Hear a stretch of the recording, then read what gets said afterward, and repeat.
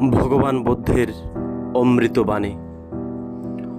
জলে স্থিত মৎস্য যেমন স্থলে প্রক্ষিপ্ত হইলে জলে ফিরিয়া যাইবার জন্য ছটফট করে, সেইরূপ মুক্তিকামী মানুষ মার রাজ্য অতিক্রম করিবার জন্য ব্যাকুল হইয়া ওঠে। কারণ মার সবসময় চিত্তকে দূষিত করিয়া রাখে। মার বলিতে তথাগত বুদ্ধ লোভমার, দেশমার ও মোহমারকে বুঝাইয়াছেন।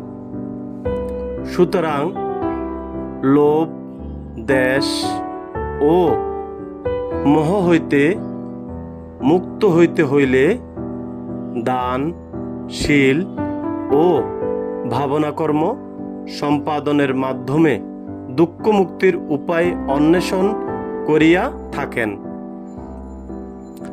দান, শীল ব্যতীত ভাবনাকর্ম সম্পাদন করা যায় না। ভাবনা করিতে হইলে দানে মুক্তহস্ত হইতে হইবে, দান বিশুদ্ধিতা থাকিতে হইবে। দান ব্যতীত স্বর্গ লাভ করা যায় না। সাব্বে সাত্তা সুবিতা ভবন্তু, জগতের সকল প্রাণী সুখী।